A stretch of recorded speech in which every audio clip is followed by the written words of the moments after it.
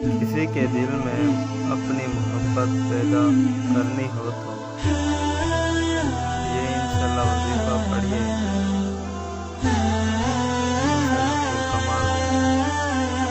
41 बार सूरत इखलास और 11 बार अव्वल आखिर दुरूद शरीफ पढ़कर उस शख्स का तसव्वुर करके सो जाइए।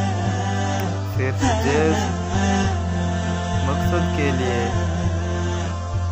नजायज़ के लिए करेंगे तो सख्त नुकसान होगा।